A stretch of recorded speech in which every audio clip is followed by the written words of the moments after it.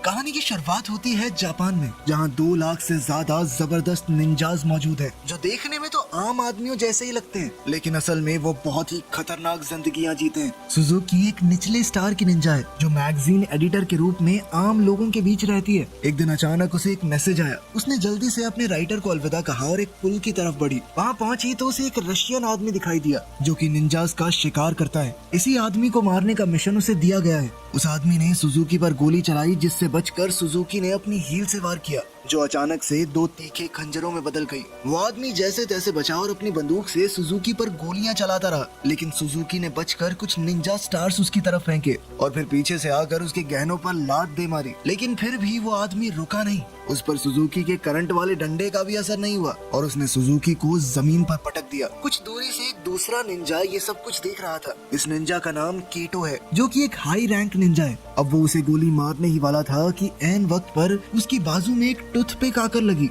जैसे ही उसने पलट कर देखा तो एक लड़का उसकी तरफ भागता हुआ आ रहा था। ये भी एक निंजा है जिसका नाम है कुरो।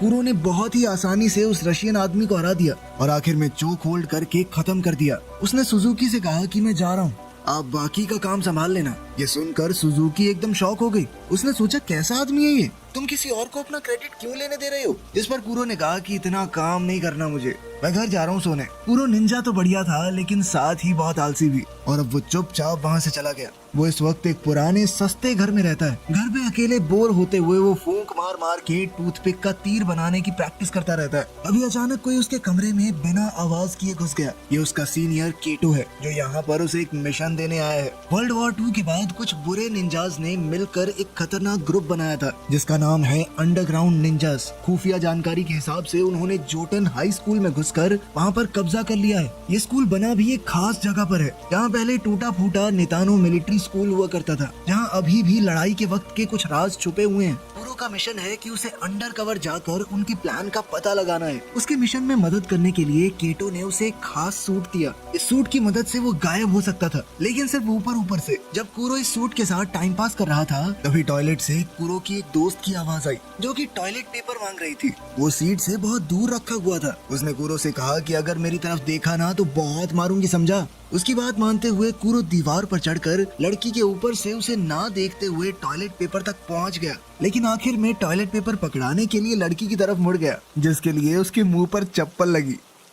अगली सुबह कुरो जोटैन हाई स्कूल पहुंचा। जब उसे पता चला कि उसे एंट्रेंस एग्जाम देना पड़ेगा, तो वो बहुत ज्यादा परेशान हो गया। उसने एक बार के लिए तो सोचा कि क्या ही करना है, मिशन पूरा करके छोड़ ही देता हूँ, लेकिन फिर उसे केटो का डर सताने लगा। अब वो सोचने लगा कि आखिर एंट्रेंस एग्जाम कैसे पार करूं। अपने थकान भरे लेकिन खूबसूरत चेहरे के साथ कुरो ने जल्द ही नोगुची का ध्यान खींच लिया, जो कि एक स्टूडेंट है और दोबारा से एग्जाम दे रही है। क्लास में घुसने के बाद कुरो ने नीचे देखते हुए क्लास का एक चक्कर लगाया और फिर नोगुची के पास जाकर बैठ गया। उसे यकीन था कि ऑर्गेनाइजेशन के लोगों ने कुरो के पास होने की तैयारी पहले से कर रखी होगी। उन्होंने फर्श पर रंग बिरंगे चावल के दाने से आंसर की बनाई हुई थी। जैसे ही कुरो ने आंसर लिखने शुरू किए, नोगुची जोर से चिल्ला पड़ी। उसे लगा कि फर्श पर पड़े वो चावल के दाने किसी तरह के कीड़े हैं। टीचर ने कहा कि अगर तुम्हें दिक्कत है तो इन्हें साफ कर दो, लेकिन कुरो ने सोचा कि भाई कुछ तो करना पड़ेगा। उसने अपनी इरेजर नीचे फेंकी और उसे उठाते हुए बड़ी सफाई से एक पेपर बॉल स्ट्रॉ में भर के नोगुची को मारी, जिसके बाद वो चिल्लाने लगी कि अभी किसी ने मुझे छुआ। वो तो सर को ठरकी बुड्ढा कह के बुलाने लगी, लेकिन मास्टर जी ने कहा, बेटा देख इतने लंबे हाथ तो नहीं है मेरे। उनकी बहस के बीच कुरो ने जल्दी से एक के बाद एक पेपर भरने शुरू कर दिए, लेकिन इससे पहले वो मैथ्स का पेपर कर पाता, वो टीचर नोगुची को संभालने के लिए उसकी तरफ बढ़ा और साथ ही पैर रख के वो चावल के दाने भी हिला दिए। अब कोई रास्ता था नहीं तो कुरो ने अपनी एक्टिंग की मदद ली और वहीं बैठे बैठे सुसु कर दिया। फिर उसने रोना शुरू कर दिया कि मैं तो एग्जाम के लिए इतना डर गया था कि मैंने गलती से बहुत सारा पानी पी लिया। जिसके बाद टीचर ने उसे चुप करवाया और कहा कि एग्जाम सिर्फ नाम के लिए है, अगर तुम खाली शीट भी छोड़ दोगे तब भी तुम्हें पास कर देंगे, ठीक है? कुरो स्कूल के बारे में जानकारी हासिल करना चाहता था, तो वापस जाते हुए उसने नोगुची का इंतजार किया और दोनों साथ चलकर घर जाने लगे। कुरो का घर पहले आ गया तो उसने नोगुची से कहा कि आओ कभी हमारे गरीब खाने पे। नोगुची थोड़ा हिचकिचाते हुए मान गई और दोनों उसके घर की छत पर पहुंचे। उनकी बातचीत के दौरान नोगुची ने बताया कि क्लास में कुछ शरारती बच्चे हैं, वो हो सकता है तुम्हें परेशान करे। एडा नाम का मेरा एक दोस्त है, उसे उन्होंने इतना परेशान किया कि वो क्लास आना ही छोड़ गया। साथ ही उसने बताया कि हमारे स्कूल के नीचे काफी खुफिया टनल्स हैं जो वर्ल्ड वॉर 2 के समय के एक खास मिलिट्री बेस तक जाती हैं। कुरो समझ गया कि शायद अंडरग्राउंड निंजा ग्रुप इसी मिलिट्री बेस के पीछे है। जब सूरज डूबने लगा तो नागोची ने कहा कि मुझे अब घर जाना चाहिए, लेकिन अचानक ही वो छत से फिसल कर गिर गई और उसके नीचे गिरने से पहले ही कुरो ने छलांग लगाकर उसे पकड़ लिया और नीचे गिरकर कुरो के सूट का सेफ्टी फीचर ऑन हो गया जो कि एक कुशन में बदल गया। नोगुची चिल्लाते हुए खुले मुंह के साथ ही बेहोश हो गई, जिसके बाद कुरो उसे घर छोड़ाया। उसी रात एक लुच्चा लड़का अपनी ड्रोन को उसकी पड़ोसन दोस्त कवाडो के बाथरूम के पास उड़ाने की कोशिश कर रहा था, पर वो नहीं जानता था कि कुरो अपना इनविजिबल सूट पहनकर वहीं बैठा है। उसने अपने खास डंडे से लड़के को बिजली का झटका दे दिया। दरअसल ये लड़का नोगुची का दोस्त ईडा ही है। कुरो ने उसे कवाडो से माफी मांगने को कहा और अगले दिन स्कूल ले गया, ये कहकर कि डर मत, मैं तुझे बचाऊंगा, लेकिन 500 की पत्ती लगेगी हर रोज। स्कूल पहुंचते ही वो लड़के फिर से ईडा को परेशान करने लगे, लेकिन इस बार शायद उन्होंने गलत दिन चुना था, क्योंकि आज कुरो भी यहाँ था। कुरो ने अपने पैर से ईडा का पैर पकड़ा और धम से उस दूसरे लड़के पर हमला करवा दिया, जिसके बाद वो लड़का दर्द से कूदने लगा। ईडा को तो समझ ही नहीं आया कि हुआ क्या, और फिर कुरो पीछे की लाइन में जाकर बैठ गया। वो किताब भी नहीं लाया था, जिसके बाद साथ बैठी लड़की साटो ने उसे अपनी किताब दी, जिसके बाद नोगुची उसे जलन भरी आंखों से देखने लगी। तभी उसके चेहरे पर एक लाल रोशनी पड़ी जो कि एक लेजर लाइट है। ये दरअसल निंजास का सिग्नल है एक दूसरे से बात करने का। इसके बाद कुरो उठा और क्लास से बाहर चला गया। छत पर शियोन नाम का एक लड़का था, वो एक हाई रैंक निंजा है।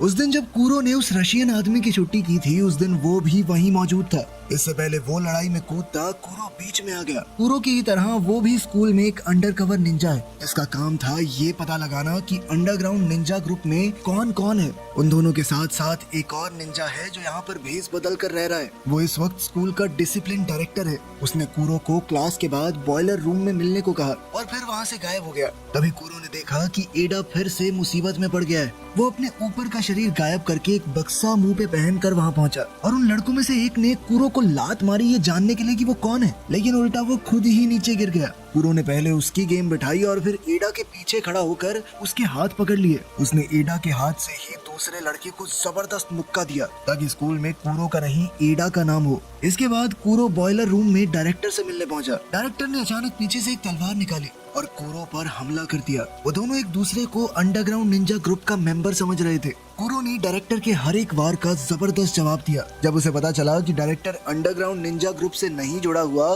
तो उसने कहा कि पीछे हट जाइए, हमारी सैटेलाइट ने आपके ऊपर निशाना साध रखा है, अगर मैं चाहूँ तो 1 सेकंड में खत्म कर सकता हूँ आपको। लेकिन डायरेक्टर को लगा कि कुरो बकवास कर रहा है, उस जैसे लो क्लास निंजा के पास सैटेलाइट का एक्सेस हो ही नहीं सकता। लेकिन तभी आसमान से सैटेलाइट ने लेजर से हमला किया और डायरेक्टर की तलवार बीच से काट दी। डायरेक्टर समझ गया कि इससे पंगा नहीं लेना, जिसके बाद कुरो वहाँ से चला गया। बाहर निकलते ही उसने देखा कि उसकी क्लास की सबसे फेमस लड़की मित्सुकी उसका इंतजार कर रही थी। वो कुरो को देखकर कुछ अजीब से तरीके से मुस्कुराई और बिना कुछ कहे वहाँ से चली गई।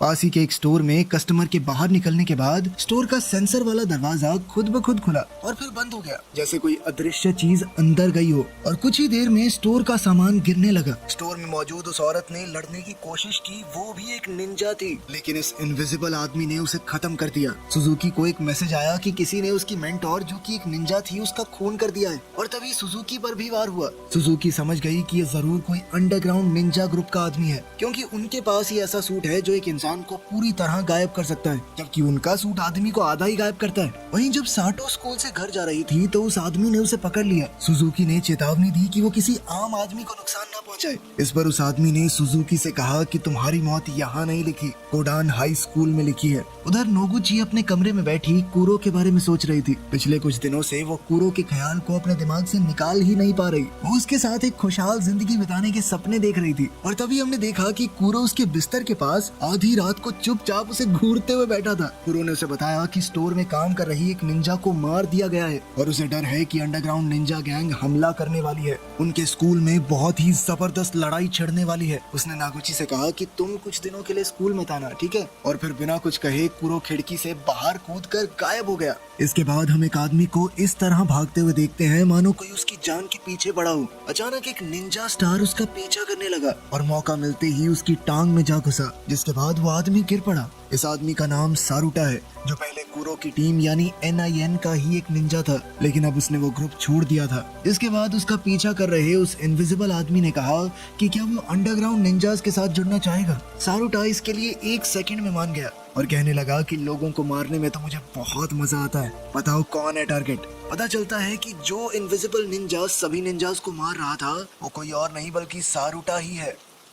अगली सुबह जब एक स्टूडेंट स्कूल जा रहा था तो सारुटा ने एक ही झटके में उसकी मुंडी उड़ा दी और बॉडी को अपने साथ ले गया। उधर कुरो के मना करने के बावजूद भी नोगुची उसे ढूंढते हुए स्कूल पहुंची। अभी स्कूल के डायरेक्टर ने उसे देख लिया। नोगुची ने हड़बड़ाकर सब कुछ बता दिया कि कुरो ने उसे बताया था कि स्कूल तबाह होने वाला है। डायरेक्टर समझ गया कि लड़ाई छिड़ने ही वाली है। उसने नोगुची को एक अंगूठी दी और कहा कि ये कुरो को दे देना, उसे ढूंढने की कोशिश करो, ये बहुत जरूरी है। कुछ देर बाद सारुटा उस स्टूडेंट की बॉडी के साथ क्लास में पहुंचा।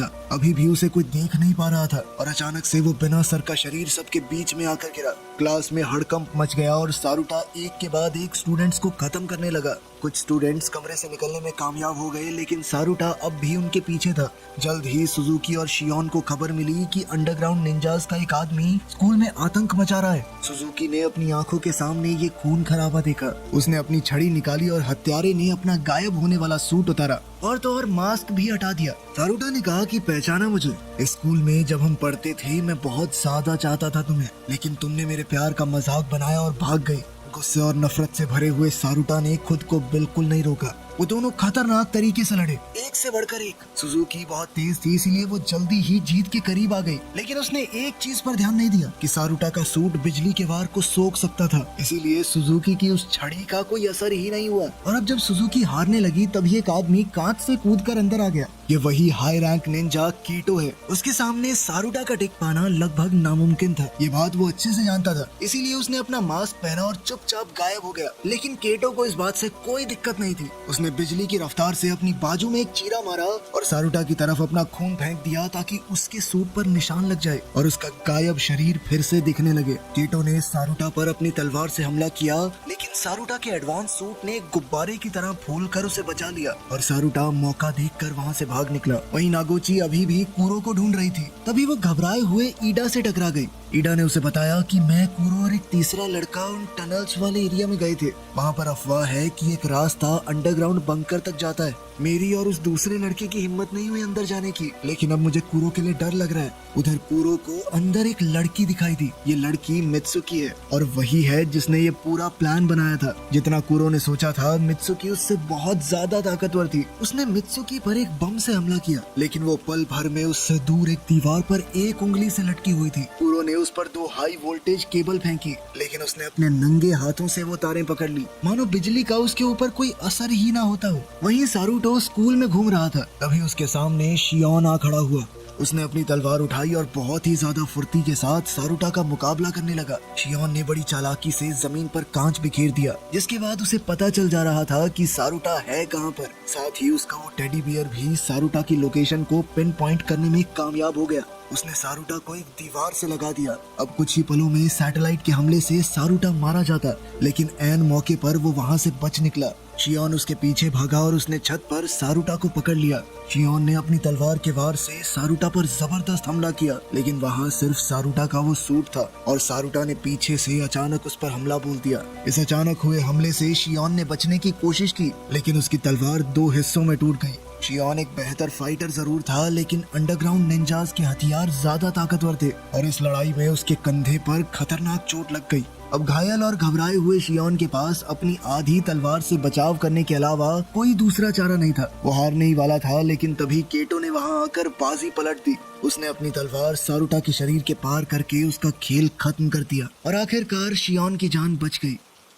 वहाँ नीचे सुरंग में कुरो लड़ाई में हार रहा था। वो समझ गया था कि उसके लिए मित्सुकी को हराना लगभग नामुमकिन है, क्योंकि वो बहुत ज्यादा शक्तिशाली है उससे। लेकिन कुरो ये जानना चाहता था कि आखिर मित्सुकी चाहती क्या है। वो ये सब क्यों कर रही है। मित्सुकी ने आखिरकार सच बताया। उसने जानबूझकर झूठ बाहर फैलाया ताकि वो सभी निंजास को स्कूल तक ला सके, ताकि निंजास लेजर सैटेलाइट को एक्टिवेट कर दें और वो सैटेलाइट की लोकेशन का पता लगा सके। हैक किए हुए डेटा का इस्तेमाल करके इन्होंने सैटेलाइट का पता लगा भी लिया और अब उनका एक आदमी उस सैटेलाइट के पास पहुंच चुका है। उनकी एक खास सूट स्पेस में भी काम करते हैं। उधर मित्सुकी ने कुरो पर एक खतरनाक हमला किया। मित्सुकी की जबरदस्त ताकत से कुरो लगातार अपना बचाव कर रहा था, लेकिन असल में वो सिर्फ वक्त काट रहा था कि कहीं से उसके दोस्त आ जाएं और उसे बचा लें। तभी वहाँ नागोची ईडा के साथ आई। नागोची ने कुरो को वो अंगूठी दी जो डिसिप्लिन डायरेक्टर ने उसे कुरो को देने के लिए कहा था। उसने वो अंगूठी पहनी और उसका एंटीना ऑन किया। तभी एक ड्रोन तलवार लेकर वहाँ आ गया। उसने वो तलवार उठाई और पैर से मित्सुकी की तरफ धूल उड़ाई